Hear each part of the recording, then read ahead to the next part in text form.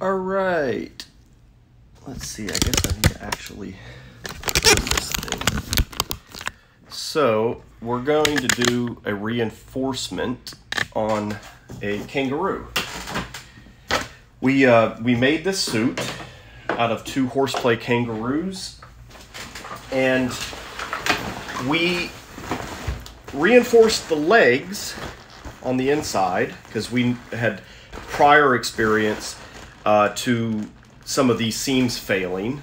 So we've got these reinforced. We didn't think that the arms needed to be reinforced, but in testing, once we made this suit, we like to stress test to make sure everything's going to be durable, and we had one of the arms tear at the seam where it attaches to the body. Now you might ask, why don't we just go ahead and reinforce all the seams? Well, we can. We'd be happy to do that. It's a bit more expensive because you're paying per labor hour, and it's about $25 an hour. So we basically can do about 3 feet per hour. So we have had people ask us to reinforce more seams or all of the seams. In our experience, it's a bit overkill to do all of them because they don't all experience the same stress. So you're basically kind of dumping money into something that's not really practical. But anyways, we'd be happy to do it. What we typically do, though, with most of these toys is we figure out where the stress points are, and we always reinforce those seams. So like if we do a kangaroo now, we do the where the legs attach to the body, we do the belly seam, and then now we're going to be doing the arms as well.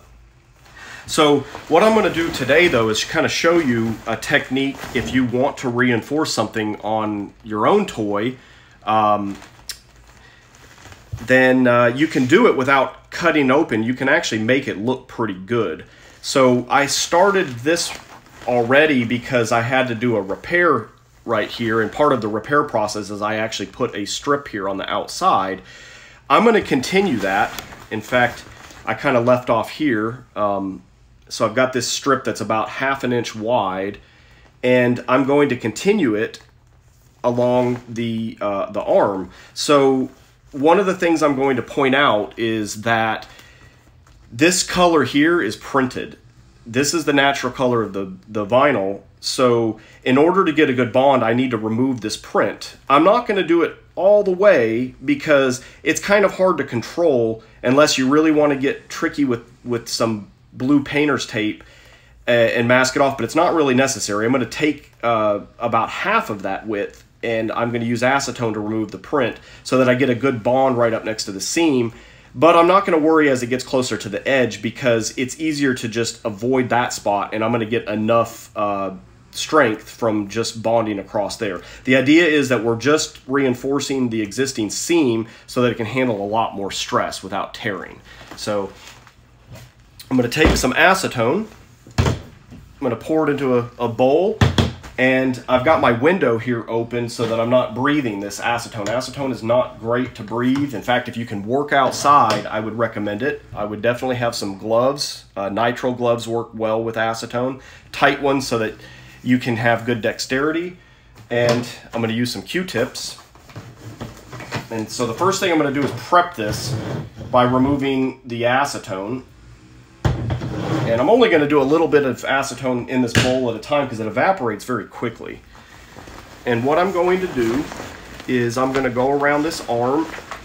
And actually, I only have to go to about right here because the print is only in this section on the front, the belly. So going along the back, it's fine.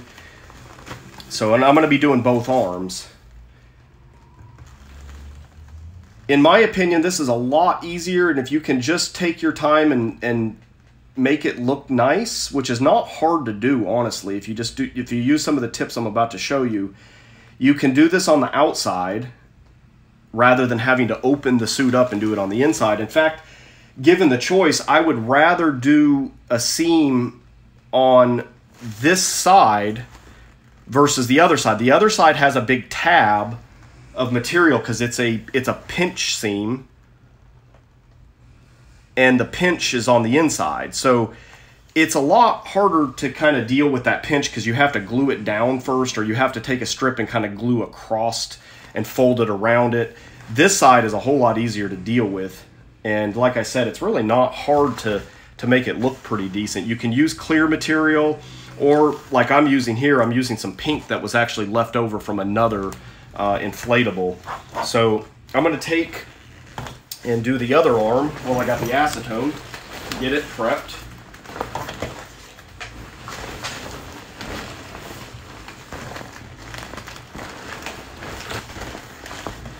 You want to be careful. Don't put too much acetone on your Q-tip because you don't want to drip it onto the inflatable, because then you'll remove the print from areas that you don't necessarily want to.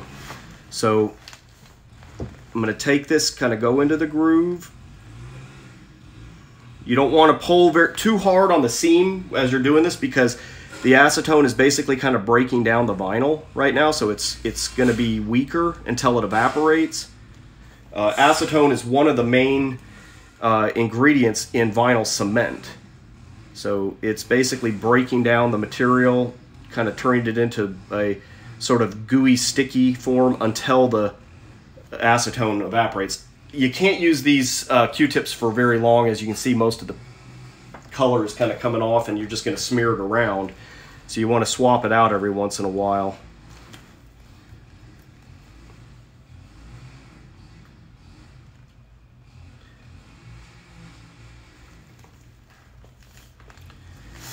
And the reason why I'm doing this is because the glue does not bond very well with print. In fact, I suspect that the reason we had one of these tear at the arm, and it's because the print is going up under the seam. So we have problems with that as well. So a lot of times you'll notice on some of these toys that the print actually stops a little early before a seam, basically just to avoid getting that print into that weld.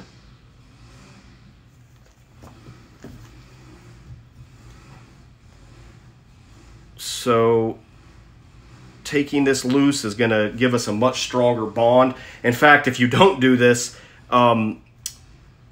you'll notice that it'll basically whatever you glue down to, it'll just tear loose, because it'll basically try to stick to the print and not the material itself, and then it's not very strong, so it'll just tear loose under stress.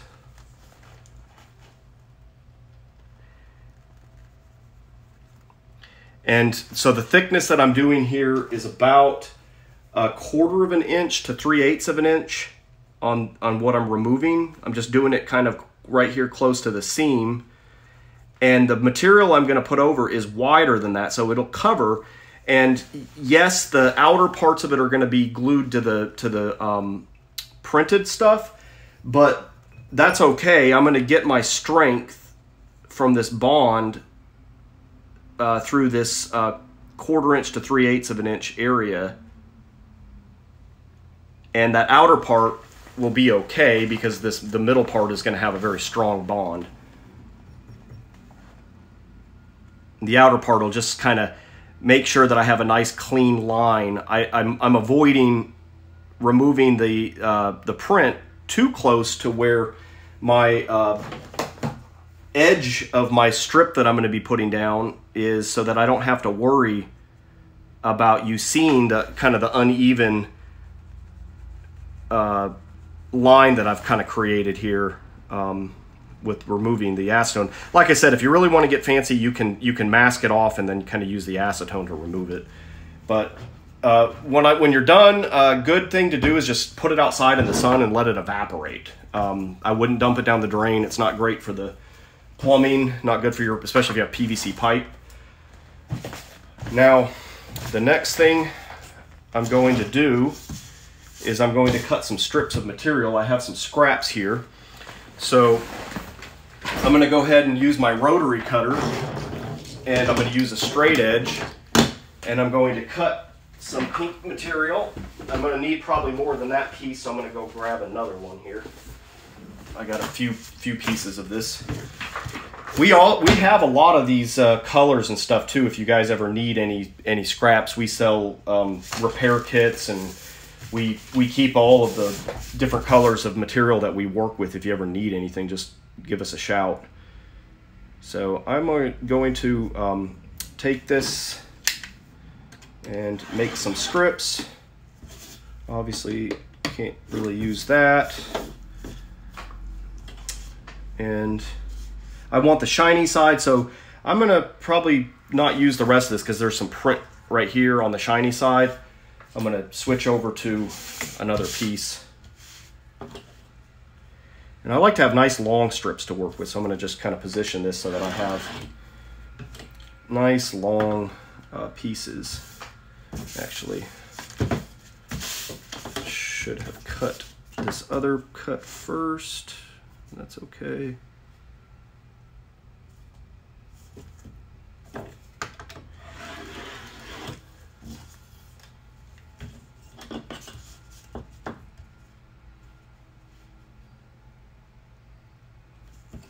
I'm just kind of eyeballing this thickness here. You can use, if you've got a cutting mat, they have a grid on it, which is real helpful. You can kind of use that to get your width exactly right.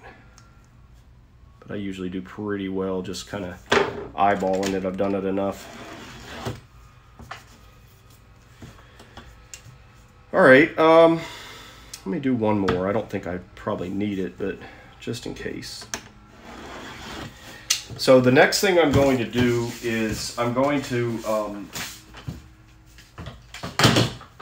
take each one of these, and I'm going to round one end. I don't know how much of the strip I'm going to use, so I'm not going to round the other end yet. But there's no point in trying to glue corners because they don't stay.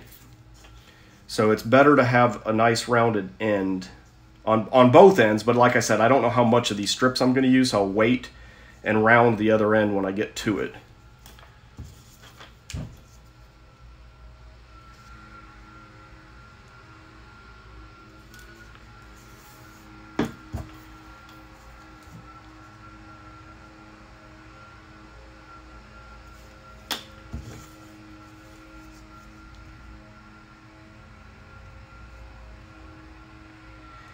The factory seams are pretty strong, so we're going to basically just be adding some strength to that existing seam strength. One thing I like to do is I like to take and put a cylinder up inside so that I have something to work against. And I have a jar. I think it's in the other room. I'm going to go grab it.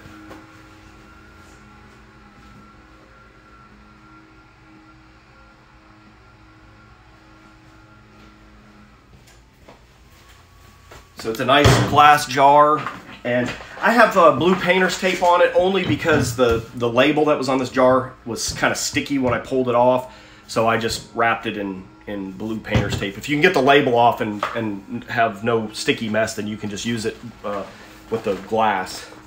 But it's nice because it's strong, and it gives you something to work against, especially on these curved seams. So I'm going to take this and put it up inside. This is a suit. Obviously, if you were working with just an inflatable toy, you're not going to really have this option, so you'll just have to kind of work flat or just kind of use your fingers to manipulate the seam. And so the main thing to do is kind of get comfortable, make sure that you're working with the material in a good direction. Make sure that it's straight and that you can get to everything that you need to. I'm going to take my syringe here. This is the best thing to use if you're doing any kind of repair or reinforcement, is to have a syringe of glue. You can buy these on Amazon. If you look for blunt syringes, the needles are blunt.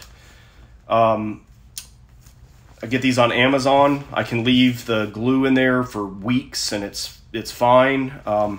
The needles that are green, I think it's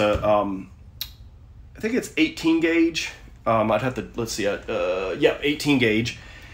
They're wonderful. If you work with one smaller, it will clog and it's hard to get the glue out. But the 18 is a good size where it'll dry at the tip, but you can just peel it off and then you can keep using it.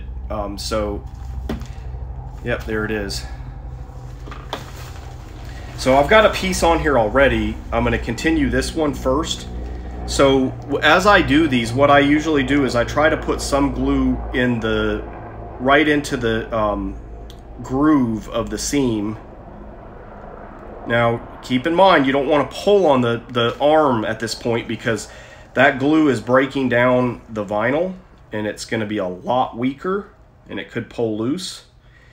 You don't really want to do this inflated unless it's just real lightly inflated. If it's tightly inflated, you'll probably have that seam fail on you if you start putting glue on it while it's tightly inflated. So I do a lot of work while things are inflated, just make sure that it's not super tight, because you can run into some real serious problems.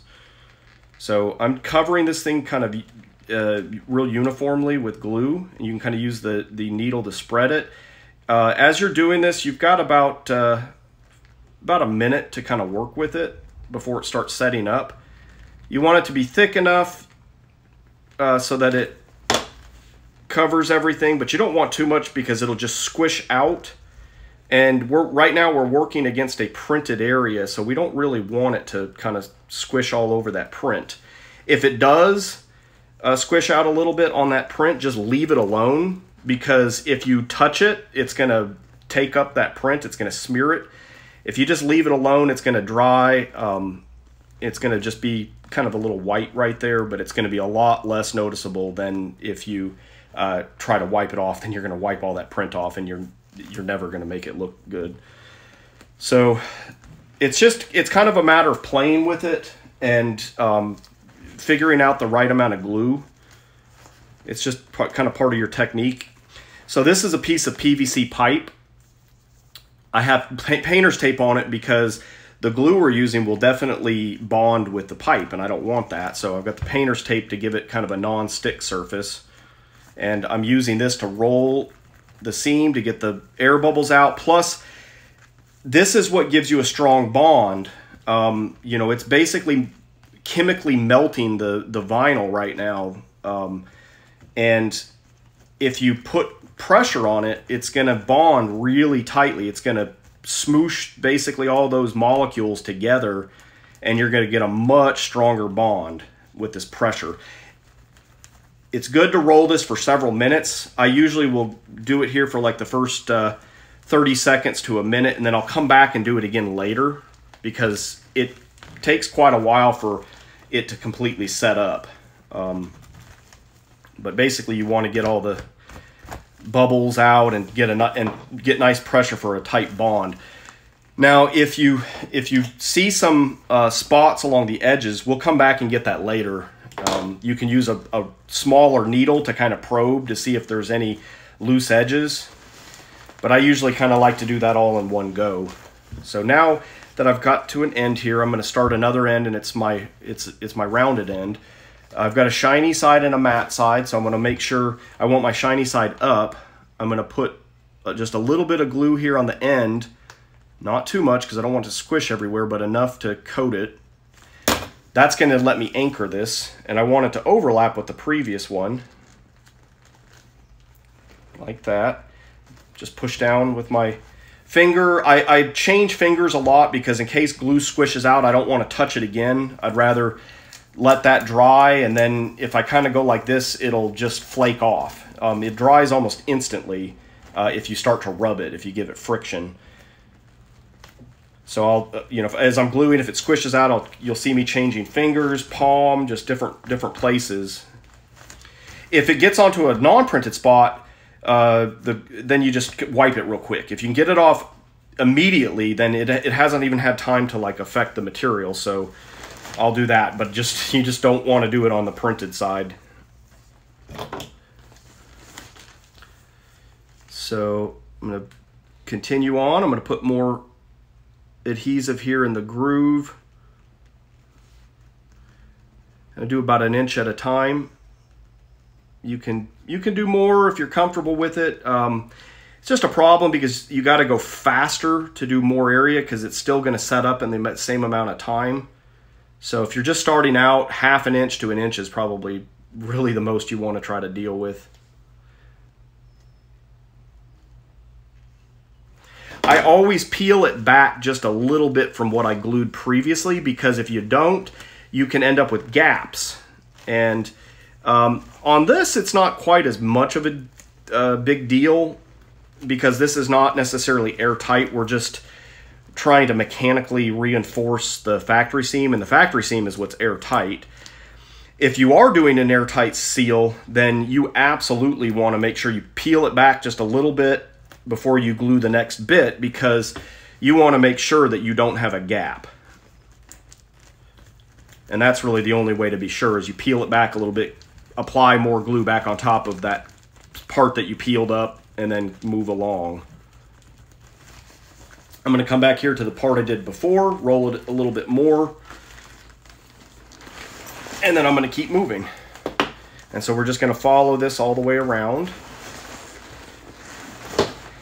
I keep maneuvering my inflatable so that it's on top, the part that I'm working with is on top, and make sure that my material is kind of stretched out along this glass jar that I've got here, so that I'm not trying to manipulate the material. And it looks like I started kind of going a little crooked there, so I'm going to pull back just a little bit.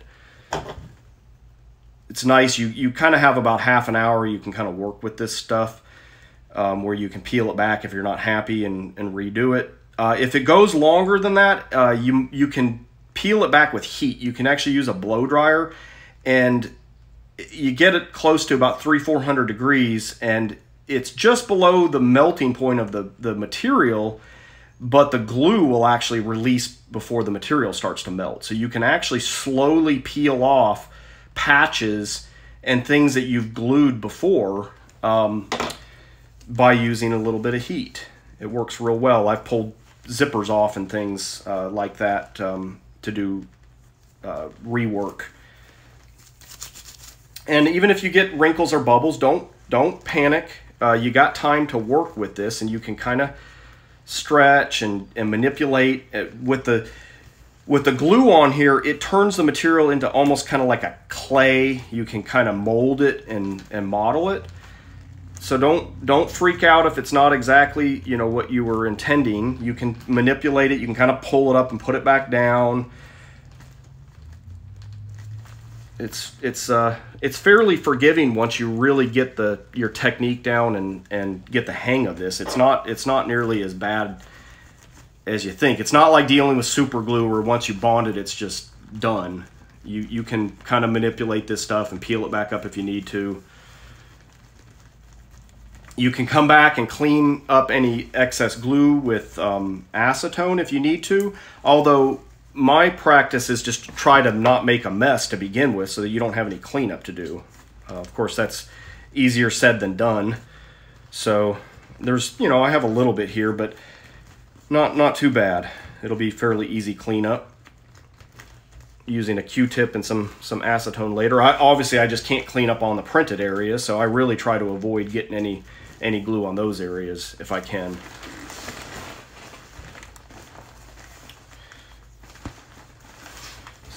So it's just a time-consuming process. It's not hard. The more you do it, the better you'll get at it. And this greatly strengthens these factory seams. This process adds material to the seam, where the process that they use for mass producing these inflatables is typically RF welding, or sometimes ultrasonic welding, but mostly it's RF welding. And it puts pressure on the seam, so it actually makes the seam thinner than this process does. This process adds material.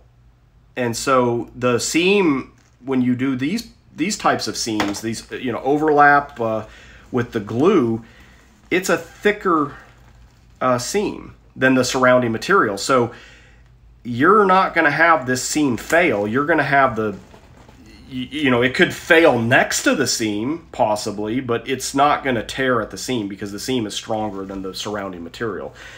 That's not the case with the typical RF welded seams. The seam is thinner than the surrounding material, so that's why you'll typically see when one of these inflatables fails, it's usually at a seam because it's thinner, it's weaker.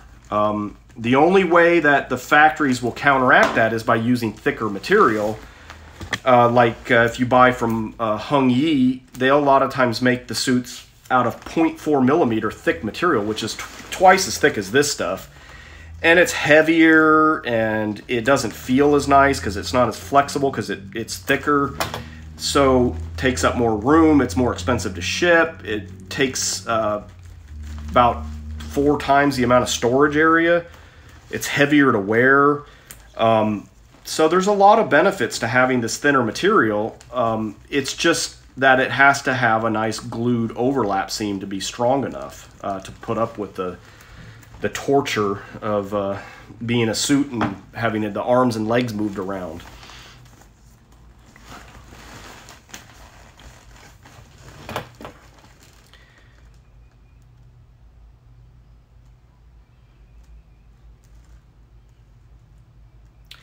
So it's good to go slow, take your time, learn the amount of glue to put down so it doesn't squish out. Of course, you don't want to put too little because then you don't really have a good bond. So you want to have a nice uniform coating on this strip, but not big globs of like excess, basically. The whole surface should kind of look wet as you put it down. And as you push, you shouldn't see any glue come out the sides. That's when you know you've got the right amount. And then you want to look for any kind of little creases or divots. You don't want to have wrinkles. That's kind of the point of pushing and stretching this as I do it. Pushing down and rolling it. And I've got it over the jar. That kind of helps to stretch it. It's very malleable once you put that glue on it, so you can really work with it. Even if it's not perfect when you lay it down, you can kind of manipulate it. Be careful when you roll it. You can slide that glue. It's still got time to kind of maneuver it around for several minutes. Which is great, because if you're unhappy with it, you can just peel it up or move it.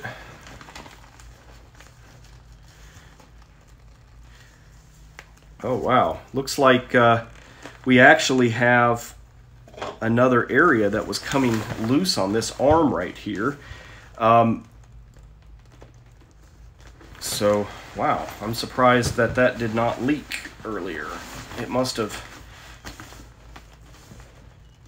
just separated. So I have an open area right here. I'm going to put some glue in there first. It basically just the seam split so that there's material on both sides of it. It's a pinch seam. I'm gonna kind of put some glue up inside there. That had to have just happened because I had this inflated and it was holding air. Most likely it was weakened from whatever caused the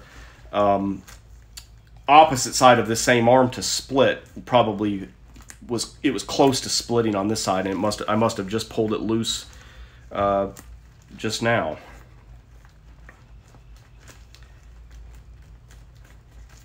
And when this failed, basically I was inside of it and I was on top of a inflated sea lion, and I reached my arm up to grab the sea lion's handle, and that's when I heard ksh, and I said, oh shit. So it was good though, because if we don't put these things on and do stress testing, we don't learn, you know, what areas need, you know, reinforcement. So we kind of learn as we go.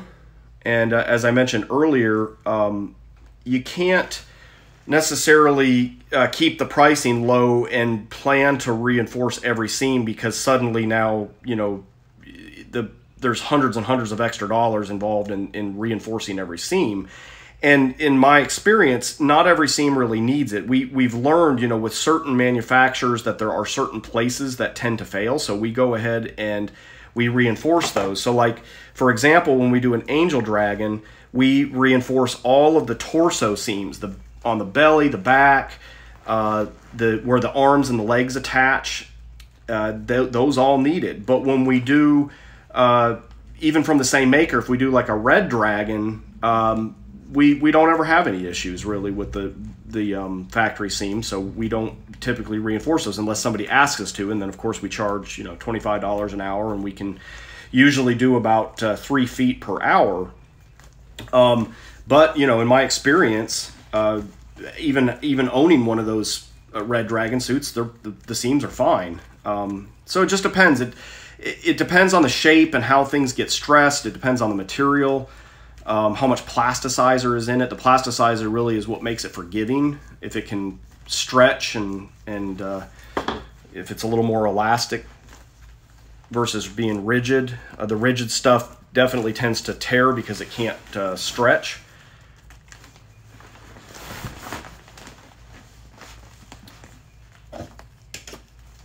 But on these, we're basically on the horseplay stuff. We're on the unicorns, the kangaroos, the reindeer. We always do the arms and the legs. On this kangaroo, we thought we would be okay just doing the legs, and that was true. When I was wearing it, I just kind of jumped around in it. It was fine. But then when I went to go lay down, and then I had to kind of bend the arm upward in a position that it's not really intended to go, because the arms kind of naturally go down, that's when it put stress and it tore the seam. So I said, oh, well, yep, obviously we should have also done the arm seams too. So once I get done reinforcing these, later tonight I will do another test, stress test. I'll put it on, and I'm going to do kind of the same thing. I'm going to manipulate the arms, and I want to make sure that this thing is going to handle that, because most likely whoever wears this will likely go onto a pool toy, because it's kind of hard to stand up in it. You have to kind of crouch over in this thing unless you're only like 5 foot tall or less. I'm 5'7", and it's hard to stand up. I have to kind of crouch over because the neck on this kangaroo is very narrow, and so you can hop around for a little bit, but then you kind of get tired of crouching over. So I either want to lay down or lay on a pool toy, because that's comfortable. You can lay across the pool toy, but if you do, then you need to be able to probably manipulate yourself around on the pool toy with your arms. And so that's why we're going to make sure these arms are nice and strong.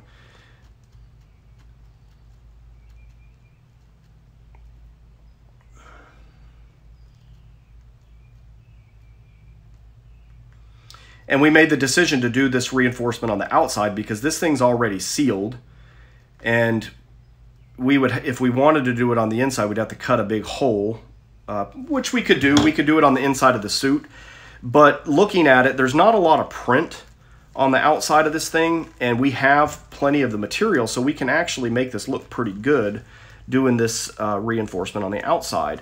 And it's a lot easier to do it on this side of a pinch seam. Doing it on the opposite side, it actually looks worse from the outside of the suit, believe it or not. You would think, oh, well, doing it on the inside of the suit, it'll be not noticeable.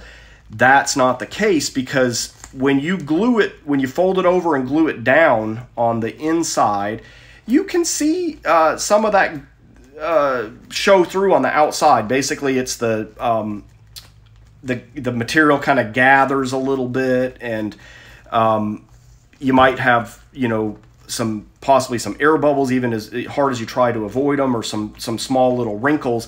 Those things kind of show through, so it's not, the seam on the outside is not as smooth anymore. So doing it on this side of a pinch seam is basically a better way to do it, unless this seam were reversed where your flap was out here, your pinched flap was on the outside. Then doing it on the inside would be absolutely fine. In fact, that would probably be the preferred way to do it. So, you know, some different decisions, different variables kind of went into making the decision on doing this on the outside. Every suit, you know, is going to be designed a little different, and kind of have to, you know, plan accordingly, take a look at how it's constructed and decide, you know, is it better to reinforce on the inside or the outside? And that's, you're going to decide that based on, is there a lot of print on the outside? Well, then you might want to do it on the inside. Is the pinched seam on the inside or the outside? You know, you want to kind of factor that in. So it looks like I'm getting around this. I've got about 6 or 7 more inches to go, and then I got the other arm to do, and then I'm good. Now let me tell you that you want to consider, do you need to do, if it's a suit, do you want to do the inside and do you want to do the outside? Well, in all of my testing, the outside is the one that basically incurs all of the stress, because you're inflated, and then you're taking the material that's already stressed, and then if you go to bend it, then it really just pushes it beyond its limit.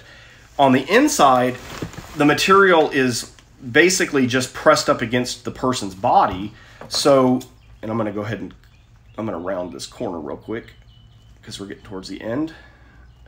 Now the inside is pushed up against the person's body. It actually has a lot of slack in it. So the inside very rarely fails. So it's not nearly as much of a priority to try to reinforce that. And, you know, basically it's just how much work do you want to do, or how much money do you want to pay for someone to do the work of reinforcing.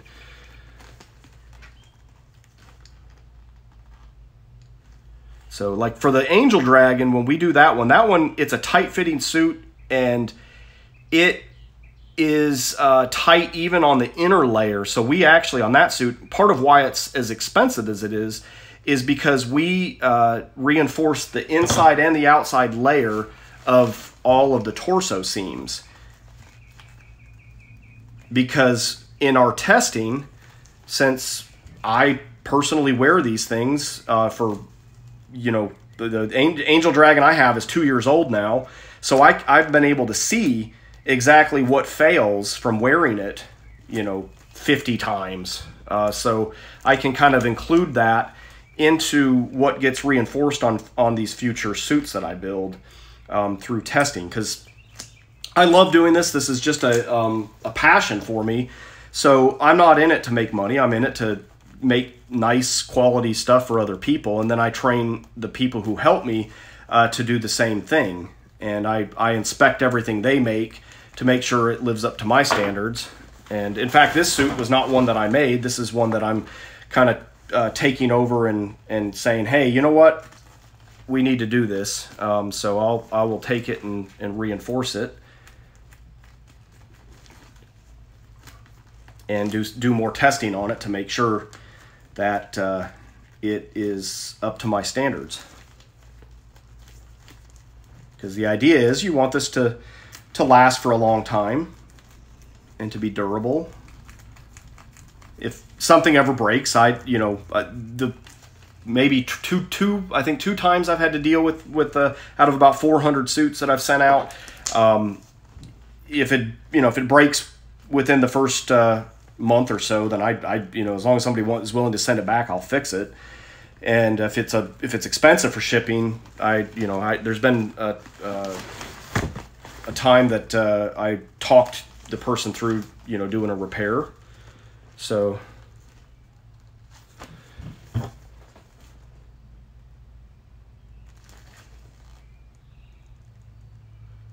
right, I'm going to finish up this strip and I'm going to start on the next one.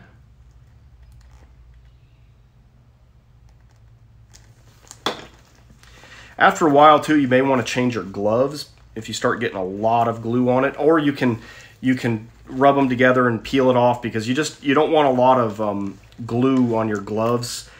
It dries and then it gets wet again when you touch other glue, and then it just tracks glue all over your material. So having a fresh set of gloves every once in a while is not a bad idea. Also, having good airflow is a really good idea, because this glue has toluene in it, acetone, MEK. It's got, those 3 nasty solvents, which are wonderful for gluing vinyl, but are not good to breathe.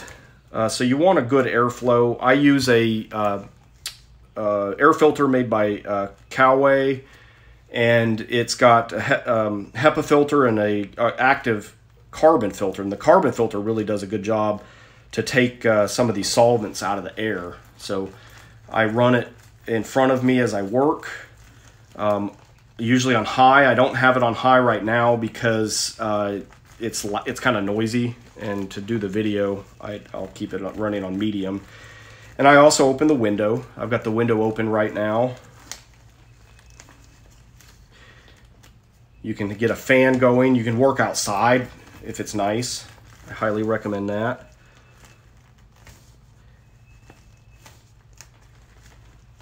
We actually bought an OSHA certified gas detector system and did some testing for the different solvents to see how much we were being exposed to. And the only ones that were really of concern is the acetone and the toluene. And when you're gluing, it's basically just right there close to it. So as long as you're not like putting your face over it and breathing it, and as long as you have good airflow, you're okay. The acetone is definitely off the chart if you're soaking paper towels with it, and you're working in like a closed room or something. So the acetone can really be off the chart. You want to work with that outside with really good airflow if you're using it to clean with. So just keep that in mind. Want to keep everybody safe. I bought all my full-time crafters a filter just like the one I use, so that they can stay safe and protected. Alright, so I'm going to start the next strip. This one ended. I got about 5 or 6 more inches to do. I'm going to make sure that I'm putting the glue on the matte side, because I want the shiny side up. I'm going to glue the end so I can anchor it. Kind of overlap that with the previous one.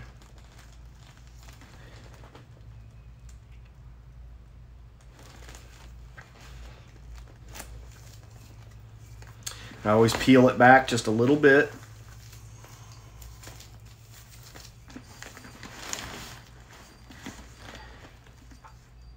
To make sure I don't have a gap in my glue.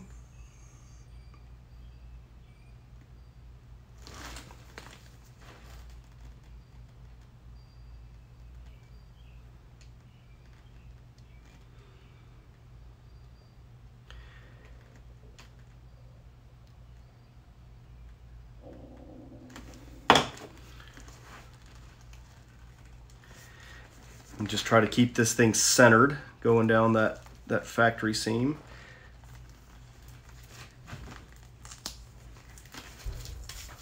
I'm going to change my gloves here, getting a lot of excess. I'll let my hands dry just a little bit. And what I'm going to do in the meantime, I'm going to take a paper towel, so I'm not touching this directly, but this will get up any excess glue that kind of squishes out. Let my hands dry a little bit, because if I try to put them on right now, your hands kind of get sweaty. And it's easier to put the gloves on if they're dry.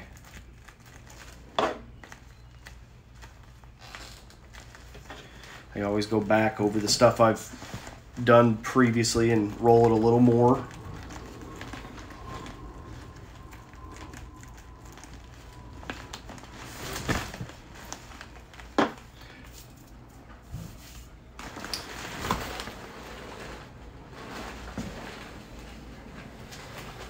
I'm gonna grab some more gloves.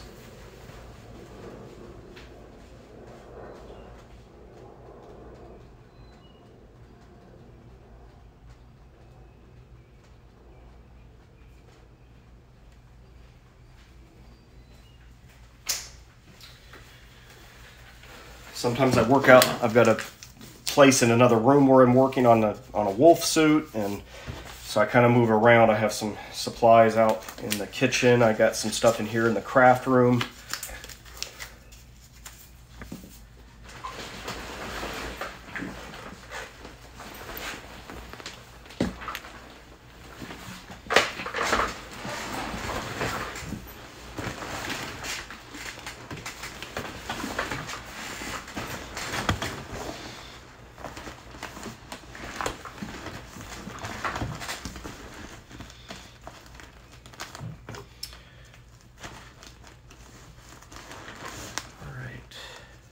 Almost done with reinforcing this arm.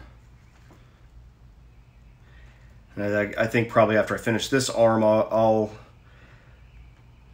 stop streaming and then I'll do the other one. But it's basically, you know, same process again. And then after about an hour, with this amount of glue, it's going to be pretty strong, so you can inflate it tightly. And I say with this amount because if you really cake a lot of glue on, it's going to take longer for the solvent to evaporate and for it to be 100% strength. But I've kind of learned that I can get away with, after about an hour, going to full inflation, full pressure. You can have part pressure now and it will be okay. You know, if you want to have it something inflated to kind of have the right shape, but honestly, working on this against a hard surface like that, like I am this glass jar, is a lot better than having it inflated. The only time I ever inflate to patch is if I'm patching a hole, especially if I'm searching for a hole using a spray bottle and soapy water, then you can just go ahead and fix it while it's inflated, just depending on the hole size. If it's a real big hole, then you'll probably want to deflate it some so it's not under pressure, because otherwise it'll just rip even bigger.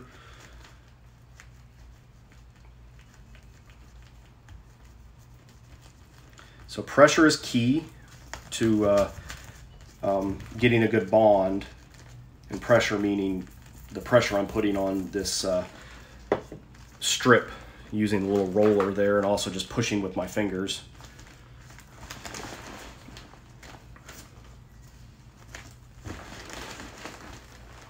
So I'm almost back around to where I started. Just have this much more to do. So it's so you can see it's kind of a tedious process, but it's well worth it because this makes these seams about 10 times as strong.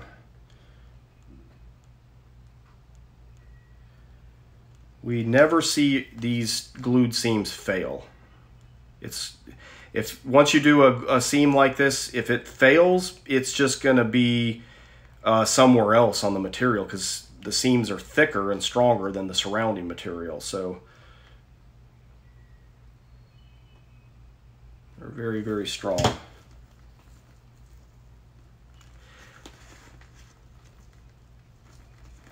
It's really kind of unfortunate that they can't mass produce with glued seams. It'd be nice to figure out a way to do that. It would be incredibly strong, and you could get away with thinner material, which feels nicer.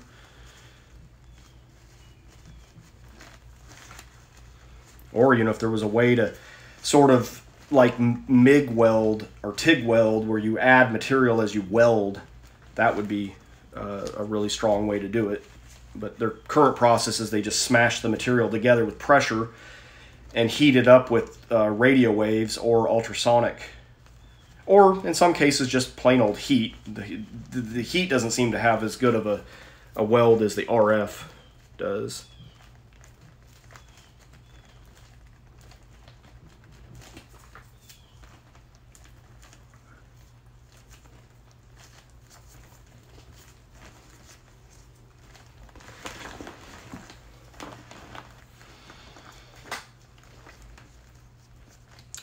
I'm going to peel this back to make sure I don't have a gap, and put a little bit of glue in the groove for about 1 inch.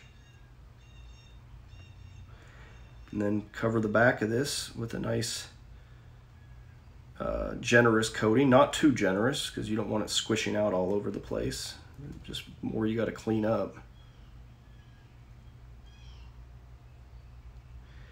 And I'm always trying to kind of match the amount, the length that I do here on the groove to what I do on the back of this strip, so that ideally it just kind of comes together.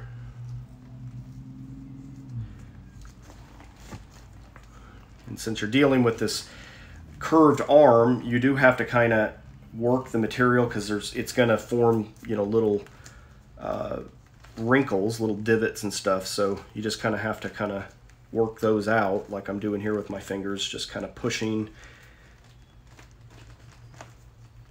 And then I roll with my little piece of pipe, which I seem to have dropped on the floor somewhere. There it is.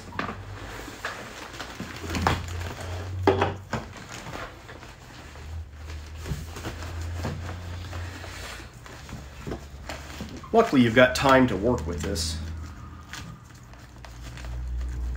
Now, when I get done, I am going to kind of go around and check to see if there's any areas. I'll use a thinner needle. I'll use a red 25 gauge, and I can inject glue if I see an area that the edge is maybe not glued down.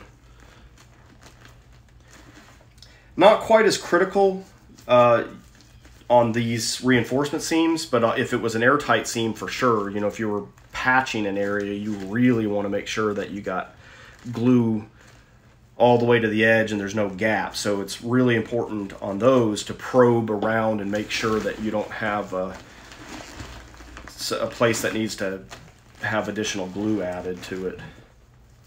Look at that. There we go. That's just long enough. I'm going to peel it back a little bit like I did before.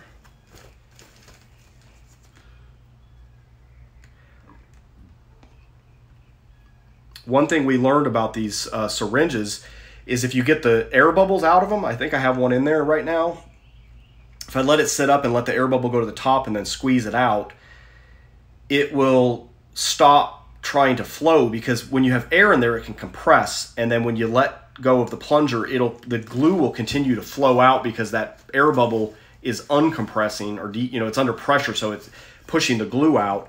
If you get all your air bubbles out, it won't continue to try to flow. Of course, you can always pull the plunger back a little bit each time. It's just a hassle when you're doing this to remember to pull it back. But if you get the air bubbles out, you don't have to worry so much about it. So when each time I set this on the table, if there's an air bubble in there, it'll continue to flow, and then I end up with glue all over the table.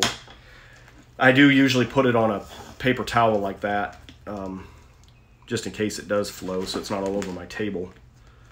Because it gets on the table, and then you run your inflatable through it, and then it gets all over your inflatable, and then you got glue where you don't want it to be. So just good to be mindful of that.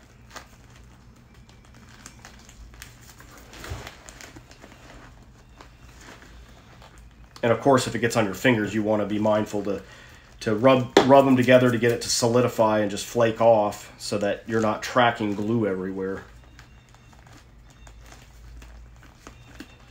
So working with this stuff, it takes a little bit of a learning curve just to kind of get your technique down, but it's not bad once you really realize how it behaves and how much time you have to work with it, and how it's kind of malleable for a while and you can kind of work with it. It's not like super glue where it's instant. You can peel up, you know, within a certain period of time and redo it if you're not happy. Just the fact that if it gets on your fingers, you can rub them together and it solidifies and flakes off.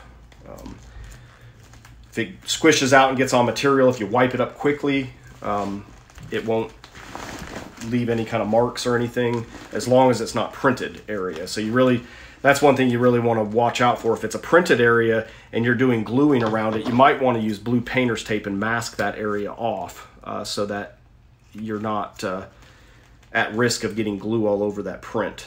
On this kangaroo, that printed area is the pink area, or lighter pink area, this area right here on the chest. That's printed. So I want to be real careful with that area.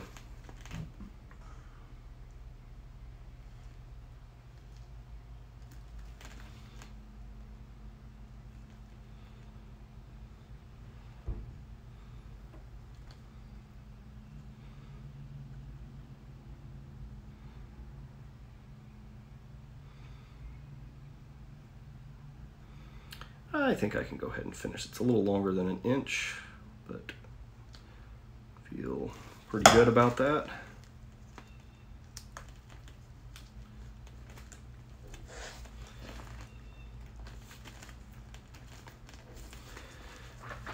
Get this first part down.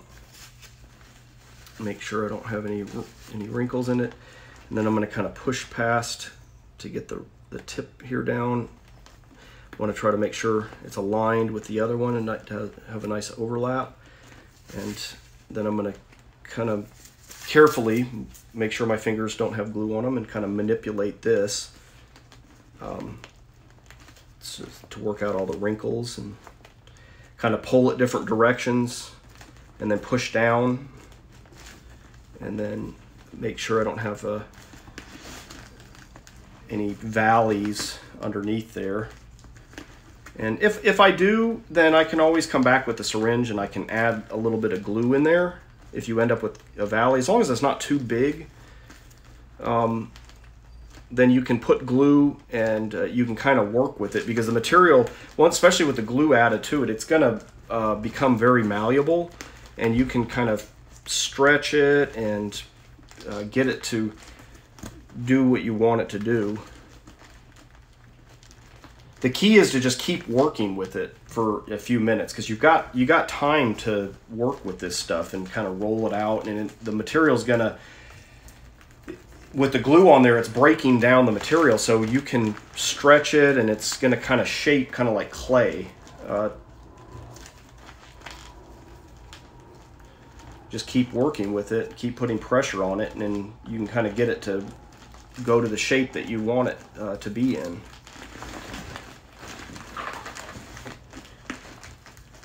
Get it on my jar here where it's nice and stretched. I can roll it and go back over the areas I've done before, and then if I go to working on the other arm, I always want to come back and, you know, roll this again here, maybe in 5 or 10 minutes. Keeping pressure on these areas is critical. You know, in some places, if you want to, you can use a clamp and keep the clamp on there for, like, you know, a few minutes. That's not a bad idea.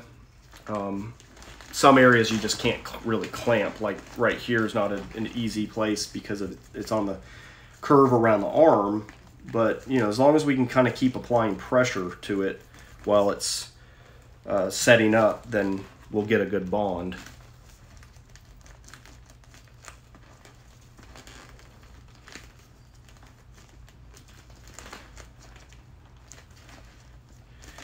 Then I'm going to take a small needle here, this is a 25 gauge, and just kind of probe around and see if there's any areas that need more glue.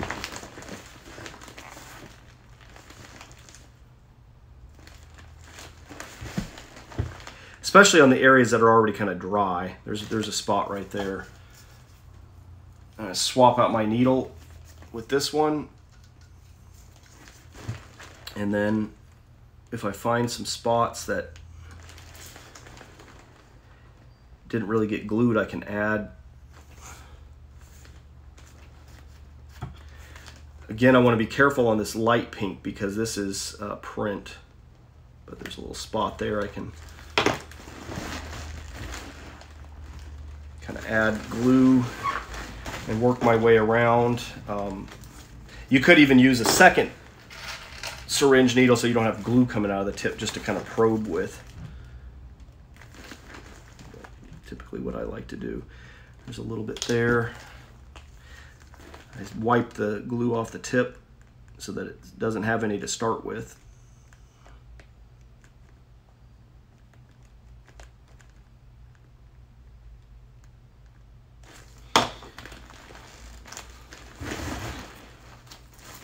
The key is to always make sure your fingers don't have wet glue. You can use a paper towel if you have concerns. And I'll keep checking and seeing if there's any spots that I missed that need more glue.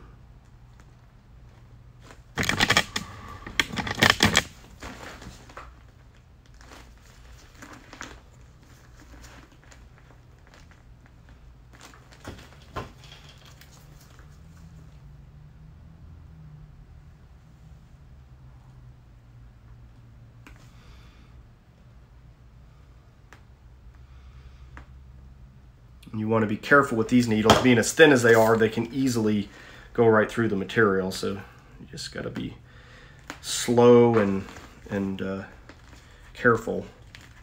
You don't jab it in.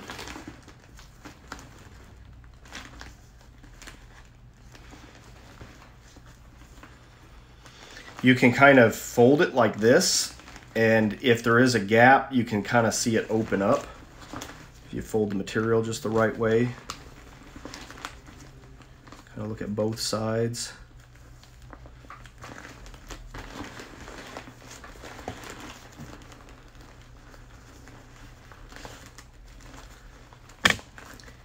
Look for any wrinkles that might need to be worked out. You can actually sometimes work easier with your fingers like this in some cases.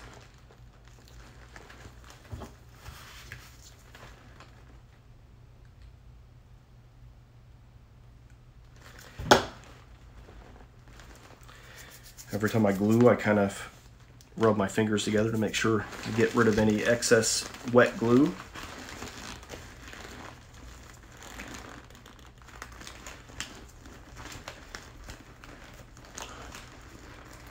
I think we're good on this one. There will be some cleanup to do. It's good to do the cleanup sooner rather than later. It's a lot easier to get the glue off before it has completely set up. So I'm going to go do the other, well, I tell you what, actually, maybe I'll go ahead and clean this one up. I was going to say I was going to do the other arm. I got one more arm to do, but I might go ahead and do the cleanup on this so you can kind of see the process. It's fairly straightforward. Basically, some acetone and some Q-tips, just like I did earlier, and carefully remove any of the excess glue that has squirted out. I'm going to carefully put some acetone.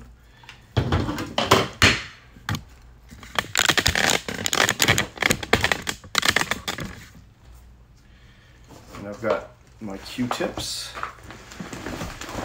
And I'm just going to look at this, and I have some cornstarch. And what I'm going to do is I'm just going to kind of leave this jar open. Actually, I might put a little bit on this right here. And as I clean, I'll dip my finger into the cornstarch and dust it, because after you touch this material with acetone, it will try to bond to itself if it folds over. So as I kind of clean a spot, once I'm done with this area, I'm going to put some cornstarch on it. This is a non-printed area, so don't push too hard, because you'll make small abrasions in the material, and if it's a shiny material, you're going to basically make that area dull. So it's better to push lightly and just work it a little bit longer and keep dipping into the acetone. The fresh acetone is going to remove the glue quicker. And then swap out your Q-tip after a little bit, because otherwise you're just tracking glue that you've already kind of dissolved back over the area you're trying to clean. So I got that spot clean. I'm going to put some cornstarch on it so that if the material folds over, it doesn't start to try to bond to itself. It'll especially do that if you don't clean all the glue off. If you've got some glue and you've cleaned some of it off, but some of it's remaining, that's the stuff that really you got to worry about, because basically you've reactivated the glue by putting the acetone on it. So when you go to clean it, get it all off. Otherwise, it's kind of a problem. And this is the time you want to really make sure you got good ventilation. You're not breathing this acetone. I've got a window open, and I got my air filter going. Normally I would have my air filter on the high setting, but it's noisy. So right now I'm just counting on the good cross breeze I've got going with the window open to have good ventilation, because the acetone's not good to breathe. So I'm going to keep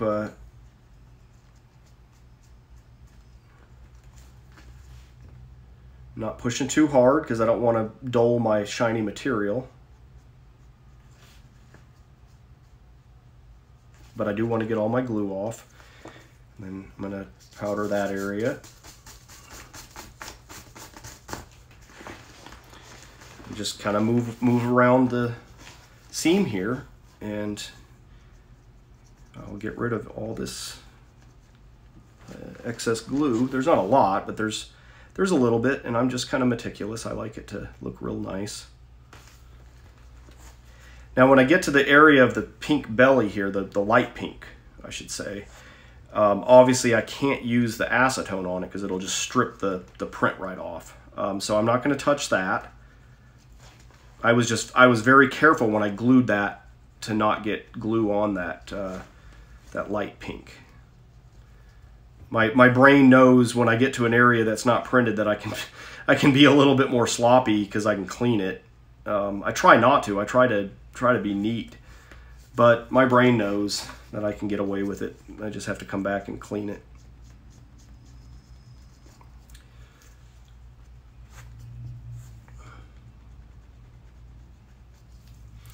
You know, if this is yours and you don't really care so much about how it looks, you don't necessarily need to do this step right here. But if you want it to look real nice, then this is the way to do it. Just keep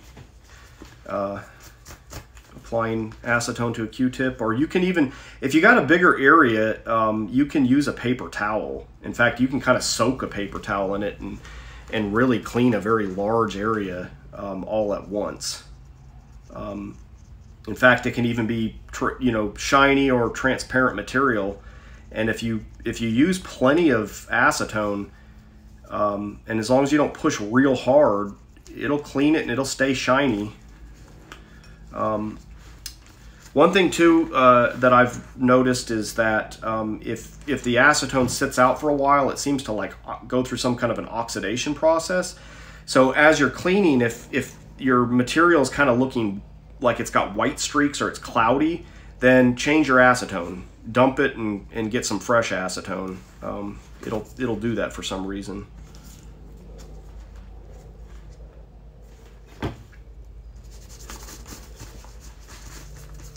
You want to leave this cornstarch on this for a good day or so that it completely evaporates, because I've cleaned with acetone, and then I shortly after kind of like cleaned with soap and water, and the acetone had not completely evaporated from the material, and those areas that I had cleaned with acetone bonded. They folded over and they bonded. So it's a good idea to just leave this alone after you do a cleaning like this for a good day or so with the cornstarch on it.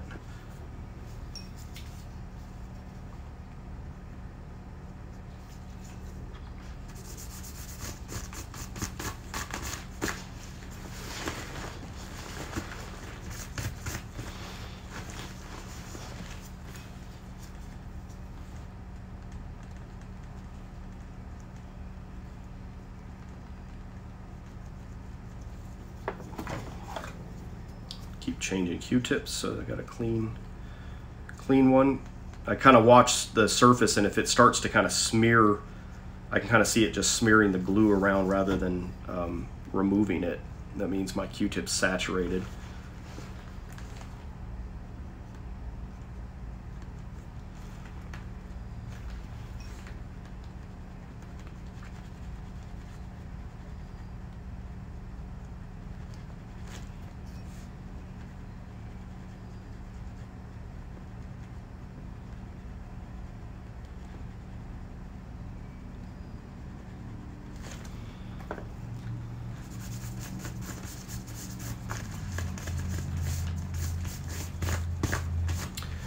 Well, all right. I think I'm going to probably stop there on the live stream. I've got more cleaning to do, but the main thing is you get the idea. I'm going to go around. I'm going to clean the rest of it, and then I got the other arm to do. So I got a little more work ahead of me, but I don't necessarily need to stay here live for the whole thing. So thanks for. Oh, somebody just asked, is that the pink kangaroo? Yes, it is the pink kangaroo. I am doing a reinforcement on the arms because we did some testing and realized that the arm seams need some reinforcement. We had done reinforcement on the leg seams on the inside of the suit as we were working on it. So it's actually on the inside there. Then after doing some stress testing, we determined that the arms also needed that same reinforcement. So that is what we are doing here. We decided to do it on the outside because of how the seam is pinched towards the inside. It's easier to do on this side of the seam, as well as the fact that I don't have a lot of print to deal with. I do have a little bit of this light pink that I had to kind of be careful with, but this was determined to be the best side to do the reinforcement on, as opposed to cutting it open and doing the reinforcement on the inside. All right, well, thanks for tuning in, and oh yeah, you like seeing me jump around in it? Yeah, it was a lot of fun, actually. It's a very cute inflatable. I think it's probably one of the cutest ones we've got. It's not a lot of fun to stand up in it because I have to crouch forward. So after a little while jumping around, that's why you see me flop over, is actually because I'm kind of exhausted. But you can lay on a pool toy in it, and it's fairly comfortable for long periods of time. But jumping around upright is, in this suit, since you can't fully stand up in it, it's just got a real narrow neck that limits you from actually standing up. Unless you're like, 4 foot tall, maybe under 5 feet, you could stand up in it. I've got broad shoulders that limit me, and I'm 5'7", so I can't really fully stand up. So it gets kind of tiring after a while staying crouched over in it. Yeah, it does press me tight. It's depends on how tight you inflate it. In that video, we didn't have it inflated real tight because we knew that I wanted to kind of be able to move around real easy, and so we inflated it tight enough to keep its shape, but it wasn't super tight. It can, of course, get very tight, especially if we have any of these seams like this reinforced, so it can really handle a lot of stress. This thin material is actually incredibly strong as long as the seams are reinforced.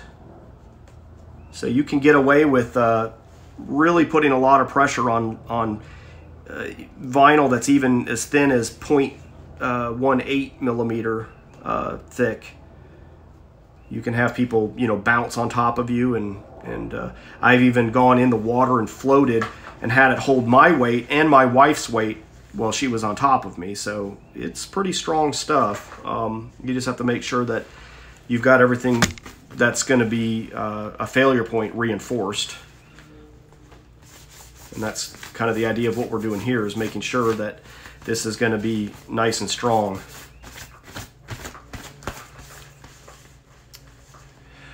Is there a sheath in it? No, not on this one. We could do that.